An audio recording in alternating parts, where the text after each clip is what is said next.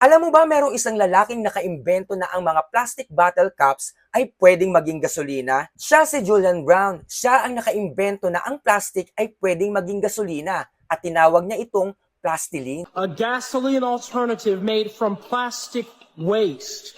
The entire world deserves to know that this thing that we're seeing polluting our world, this thing in our oceans, is not what we've been told it is. Plastic is made of petroleum and it could be turned back into petroleum. The solution to a crazy crisis of pollution and trash. Isa tong homemade invention ni Julian Brown na kayang gawing gasolina ang plastic waste. At kayang-kaya nitong paganahin ang mga sasakyan. At hindi lang yan ang kaya niya. Gumawa rin siya ng all-natural sunscreen na walang chemical, hindi nakaka-cancer, at meron pang kasamang mosquito repellent. Pero pagkatapos ng isang video na pinost niya sa Instagram, ito ang sinabi niya. Alright, listen everybody. I can't go into too much detail, but there is some very, very odd stuff going on. I'm certainly under attack. Si Julian Brown ngayon ay pinaniniwala ang higit 2 linggo nang nawawala.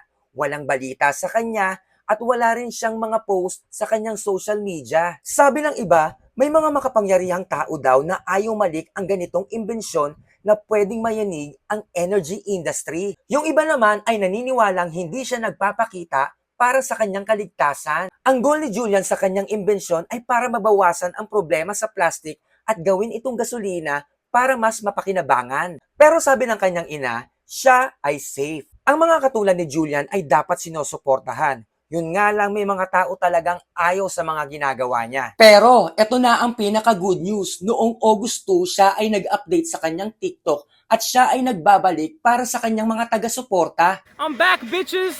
And don't ever think I'm gonna go down without a fight.